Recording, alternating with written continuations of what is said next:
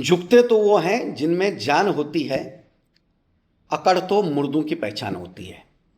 आखिरकार आज लगभग 1 महीने के ऊपर से जो कॉकरोच जनता पार्टी, सारे वामपंथी, सारे इंडी गठबंधन के अप्रत्यक्ष रूप से समर्थन करने वाले सारे नेता पार्टियां जो जंतर मंतर पे दीपके की और सोनम वांगचुक साहब की आड़ में, और सोनम वांगचुक और दीपके विद्यार्थियों की आड़ में जो एक नैरेटिव, एक प्रोपगंडा चला रहे थे।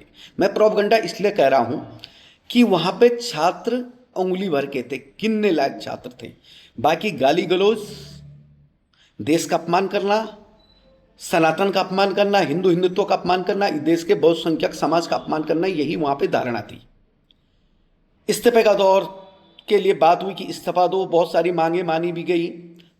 आज शिक्षा मंत्री धर्मेंद्र प्रधान ने आखिरी में इस्तीफा दे दिया। अब ये सारे लोग खुश हैं कि भैया देखो चलो इस्तीफा हो गया, मोदी सरकार झुक गई, मोदी सरकार डर गई। तो एक बात याद रखना कभी भी कि जब कोई शिकारी शिकार करता है तो वो 1 या 2 कदम नहीं बल्कि 10 कदम पीछे लेता है, अपनी पोजीशन बनाता है। अच्छा है इस्तीफा हुआ, मैं भी खुश हूं, क्योंकि किसी न किसी को जिम्मेदारी तय करनी चाहिए थी। धर्मेंद्र प्रधान जी के ही समय पे शिक्षा मंत्री रहते हुए यूजीसी बिल लाया गया सवर्ण बच्चों को टारगेट करने के लिए। वो सवर्ण बच्चे जो, मैं तो उन्हें भिखारी और भिखारी से भी नीचे ही कहूँ, क्योंकि जिनको कुछ नहीं है, सरकारी तो छोड़ो, सरकार तो कुछ देने को तैयार नहीं है। नीट पेपर लीक के बारे में ये सब कुछ चला था। अब मुझे बताइए, धर्मेंद्र प्रधान जी तो वो काम करके चले गए जो काम उन्होंने करना था। वो काम ये था, एनआरसी की बुकों में, हमारे भारतीय इतिहास में हमारे बच्चों को मुगलों को ग्रेट, महान बताते हुए जो इतिहास पढ़ाया जा रहा था उसको हटा दिया गया है। हमारे वीर पुरुषों का इतिहास, हमारे रणबांकुरों का इतिहास पढ़ाया जाने लग गया है।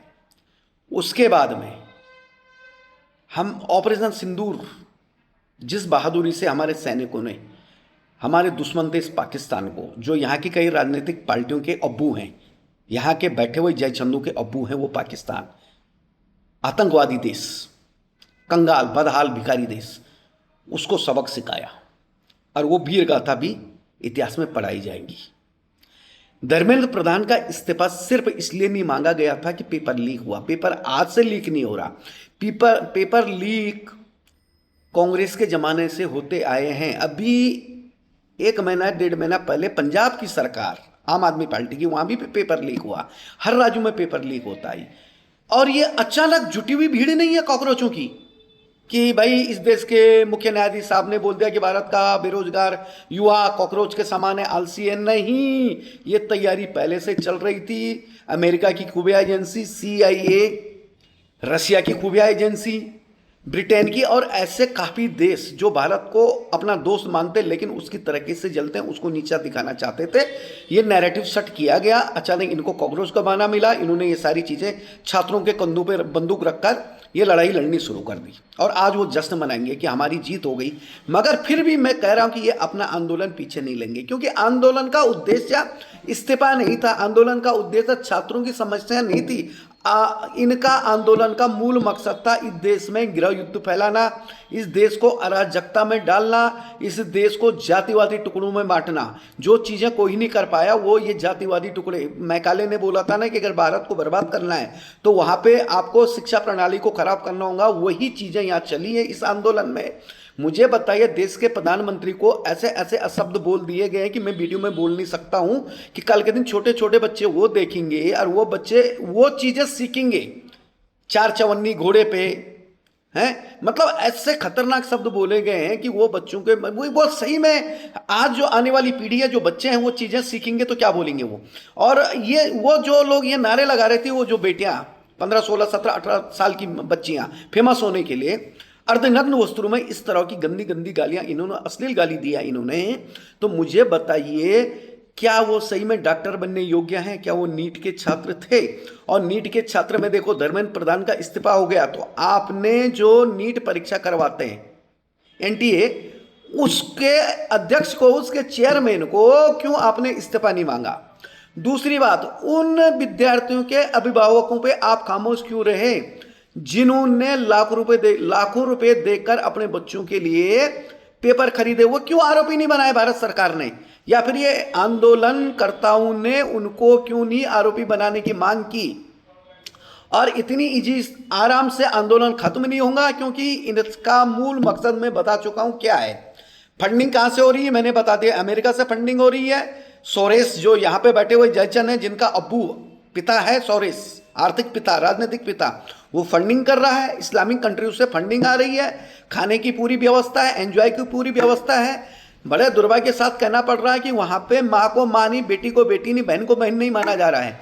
वहां पे जो इस सच्चाई को उजागर करने जा रहा है उसे गोदी मीडिया बोल के मारा जा रहा है, लिंचिंग की जा रही है।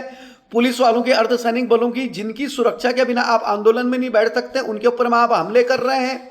आप अपने मंचों से पानी पी पी के हिंदुत्व सनातन को गाली दे रहे हैं। आप इस लोकतांत्रिक व्यवस्था का वहां पे मजाक उड़ा रहे हैं और ऐसे ऐसे लोगों को अपने मंच पे ला रहे हैं कि जिनका इतिहासी दागदार है। कल उत्तराखंड से एक सिपाही आता, वो कहता है वहां पे दीपके के सामने खड़ा होकर निकाल के बोलता है कि देखो मैं दे रहा हूं, मैंने इस्तीफा दे दिया, जबकि वो तो 1 साल पहले सस्पेंड किया जा चुका है, क्योंकि वाल्मीकि नामक गैंगस्टर के साथ में हरिद्वार में इसने कई गरीबों की जमीनों को हड़पा था। तो ऐसे लोग आपके मंच को साझा कर रहे हैं और आप तालियां बजा रहे हैं। और मुझे तो हंसी उन हिंदुओं पे आती है, धिक्कार। और उनकी तो मानसिक, जो पूर्व के वीडियो में बोल चुका था कि मानसिक नपुंसकता था है उन हिंदुओं में, जो अपने धर्म का अपमान होते हुए, अपने देश के सर्वोच्च नेताओं का अपमान होते हुए देख के तालियां बजा रहे हैं। खैर छोड़ो, जो होना था हो गया। धर्मेंद्र प्रधान जी, आपका धन्यवाद कि आपने मुगलों को हटा के आपने हमारे गौरवशाली इतिहास को पढ़ाने की परंपरा तो शुरू कर दी। अब जो है कॉकरोच जनता पार्टी की मैं बात करूंगा। अब आप क्या करोगे?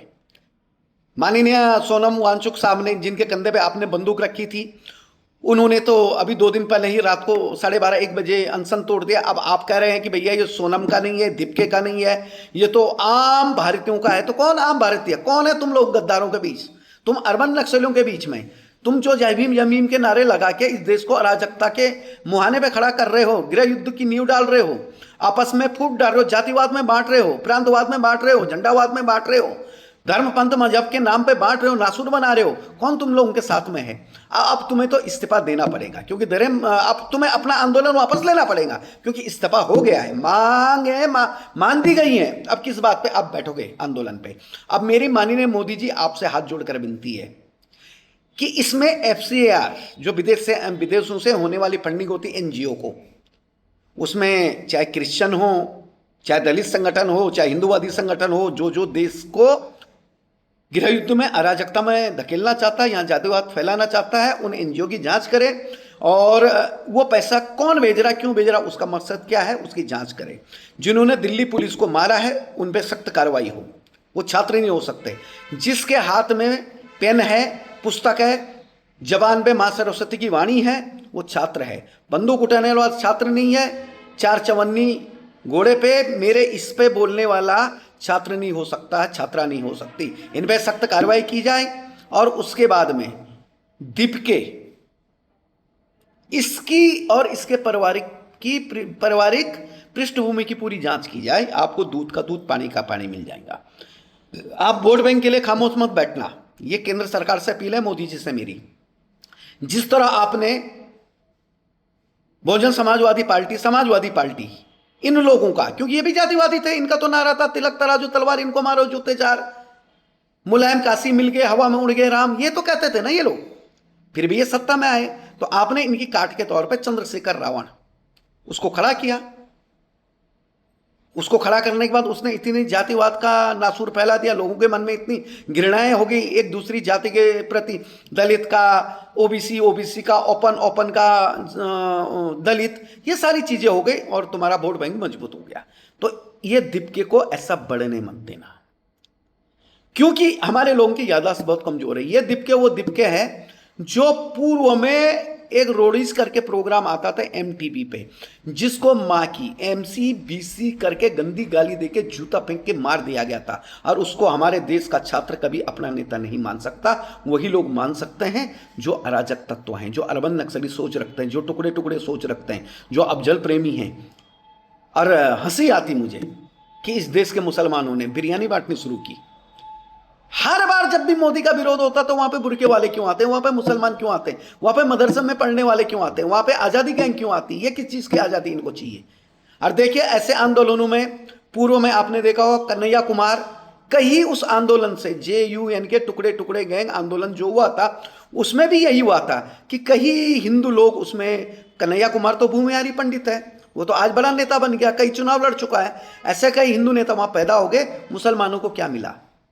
बिरयानी खिलाई थी आप लोगों ने, आप लोग भी सामने आए थे क्योंकि आपको मोदी का विरोध करना था, तो आप वहां आए, आपको क्या मिला?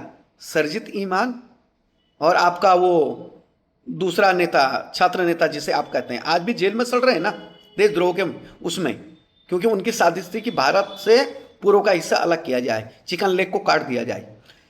फिर इस आंदोलन में यही होगा कि ये जो जितने भी दिपके बैठे हैं तथाकथित अम्बेडकरवादी, कुछ हिंदूवादी, अपने आप को मानने वाले, जो महामानव बाबा साहब अम्बेडकर की आड़ में अपना एक प्रोपगंडा फैला रहे हैं, चला रहे हैं, उनको बदनाम करते हुए, तो ये लोग बड़े नेता बनेंगे, भविष्य में विधायक बनेंगे, सांसद बनेंगे, और आप लोगों के हाथ में कुछ नहीं आएगा। आप फिर बिरयानी ही बांटोगे। अपना खुद का नेतृत्व करो, विरोध करना है तो लोकतांत्रिक तरीके से करो, कलम से करो। यह तरीका नहीं होता विरोध का कि मोदी विरोध में जो बढ़ गया हम उसके साथ बढ़ गए, हमने गाली गलौज शुरू कर दी। 6-6 साल के बच्चे गाली दे रहे हैं, MCBC कर रहे हैं हम देश के प्रधानमंत्री के लिए, छोटे छोटे बच्चों को आगे कर रहे हो, छोटी छोटी बेटियों को आगे कर रहे हो, अरे अपने आपको छात्र नेता कहते हो। तुम्हें तो गालियां देना गालियों का भी अपमान है, क्योंकि गालियां भी सम्मानजनक होती हैं। अरे मोदी जी सबकी जांच हो, और अगर ये आंदोलन खत्म नहीं होता है तो इन पे इतने लठ बजाओ, अगर आपसे नहीं होता, आप हम भारतवासियों को, देशभक्तों को आवाज दो, हम इनको सबक सिखाएंगे। जय हिंद, वंदे मातरम, जय संविधान।